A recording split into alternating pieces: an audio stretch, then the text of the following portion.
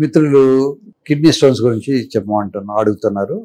Stone అనేది మనం తినే తిండిలో ఉన్నటువంటి ఎలక్ట్రోలైట్స్, సోడియము, పొటాషియము ఇట్లాంటివన్నీ యూరిన్ ద్వారా మనకు అవసరానికి మించి తీసుకునేవన్నీ బయటకు వస్తాయి. లవణాలు అంటారు. ఇవి రోజువారీ మనం యూరిన్ పాస్ చేసినప్పుడు యూరిన్లోనే బయటకు వచ్చేస్తాయి. నేను చిన్నప్పుడు స్కూల్ పక్కనే కొండలు ఉండేవి. ఆ కొండల్లో నల్లటి రాళ్ళు ఉండేవి. సో మామూలుగా యూరిన్ పోయకుండా ఏబిసిడీలోనో వాడి పేరుతోడో యూరిన్ తోటే ఇలా డిజైన్లుగా యూరిన్ పాస్ చేసి నెక్స్ట్ డే వెళ్ళి చూసేవాళ్ళం.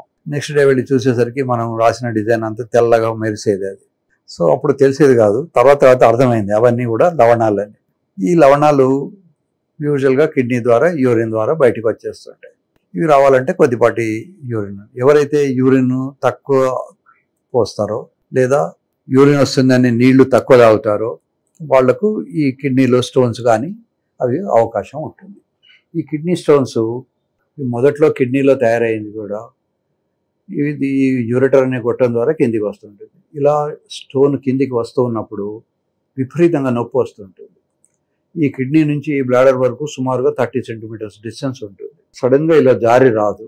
ఒక్కొక్క మిల్లీమీటరు పెరిస్టాల్సిస్ అనే మూవ్మెంట్ ద్వారా కిందికి వస్తూ ఉంటుంది. అలా వచ్చినప్పుడల్లా విపరీతంగా నొప్పి వస్తుంది. ఎంత నొప్పి అంటే కాన్పు నొప్పి అంత నొప్పి వస్తుంటుంది.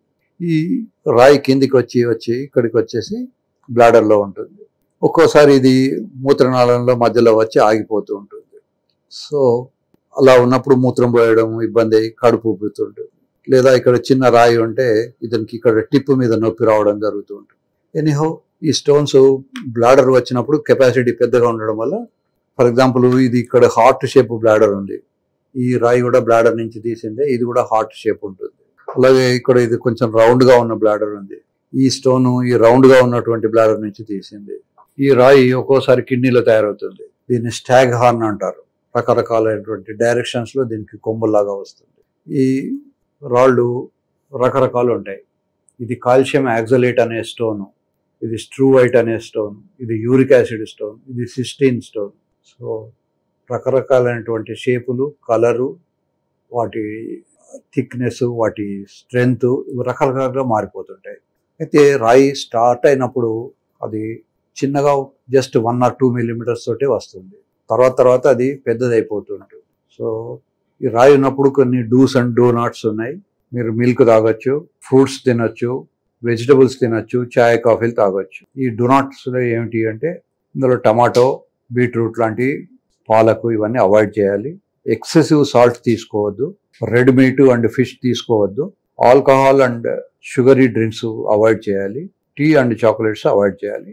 ఇలా ఒక్కొక్క దానికి ఒక్కొక్కటి ఉంటుంది. బట్ ఇన్ జనరల్గా మనం తినే తిండిలోనే చాలా సాల్ట్స్ ఉంటాయి. ఆ సాల్ట్స్ యూజువల్గా సరిపోతాయి. సమ్మర్లో మాత్రమే మనకు కొంచెం స్వెట్ ద్వారా ఎక్కువ సాల్ట్ లాస్ ఉంటుంది. కనుక కొద్దిపాటి సాల్ట్ తీసుకోండి. ఎక్కువ సాల్ట్ తీసుకున్నదే స్టోన్ అవుతుంది. ఈ స్టోన్స్ 5 మిల్లీమీటర్ ఉన్నప్పుడు అవి కిందికి జారిపోతుంటాయి. 90% స్టోన్స్ పడిపోతాయి. అదే 6 మిల్లీమీటర్, 1 మిల్లీమీటర్ సైజ్ పెరిగినా కూడా 90% పడవు. ఓన్లీ 10% పడిపోతాయి. రాళ్ళు ఎటువంటి పరిస్థితుల్లో కూడా కరగవు. మనకు పూర్వకాలంలో రాళ్లతో చిప్పలు చేసేవాళ్ళు. రాళ్ళ చిప్పలో మీరు యాసిడ్ పోసినా, ఉప్పు పోసినా, కారం పోసినా, చింతపండు వేసినా, ఏం వేసినా అది రాయి కరిగేది కాదు. సో అలాగే రాళ్ళు కరగవు, రాళ్ళు పడిపోతాయి. ఈత కళ్ళు తాగినా, బీర్ తాగినా ఏమవుతుందంటే యూరిన్ ప్రొడక్షన్ ఎక్కువైపోతుంది. యూరిన్ ప్రొడక్షన్ ఎక్కువైనప్పుడు ఒక్కొక్కసారి అది కిందికి జారే అవకాశం ఉంటుంది. కానీ రాయి కరగదు, రాయి జారుతుంది. ఇప్పుడు ఫర్ ఎగ్జాంపుల్ ఇట్లాంటి రాయి ఉందనుకోండి, మీరు ఏది తాగినా అది జరగదు. ఎందుకంటే దాని షేపు అది డిఫరెంట్.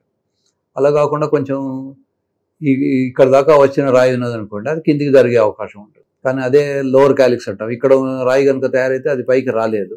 రాయి షేపు, రాయి ప్లేస్ ఎక్కడ ఉంది కిడ్నీలోన, అప్పర్ యూరెటరా, మిడ్ యూరెటరా, లోవర్ యూరెటరా, దాని పొజిషన్ బట్టి దాని అవస్థ ఉంటుంది.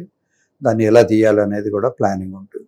ఇప్పుడు ఇన్స్ట్రుమెంటేషన్ చాలా పెరిగింది. ఒకప్పుడు కేవలం పొట్ట కట్ చేసి దాన్ని రాయి తీసేవాళ్ళం.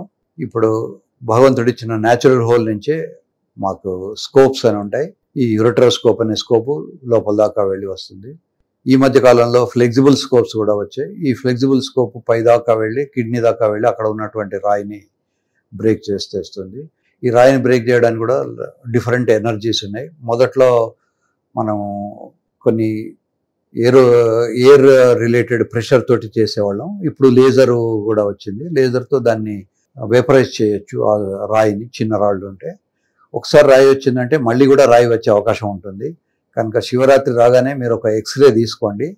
నర్మద కంకర్ సబ్ శివ శంకర్ అంటారు. నర్మదా నదిలో దొరికిన ప్రతి రాయి కూడా శివుడి స్వరూపమేనట. అలాగే మన కడుపులో ఒకసారి రాయి వచ్చిందంటే మళ్ళీ కూడా శివుడు వచ్చే అవకాశం ఉంటుంది. కనుక శివరాత్రి రాగానే ఒక ఎక్స్రే తీసుకోండి. బై ఛాన్స్ అది కనుక రాయి కనుక ఉంటే చిన్న సైజు ఉన్నప్పుడు మనం డీల్ చేయడం చాలా ఈజీగా ఉంటుంది.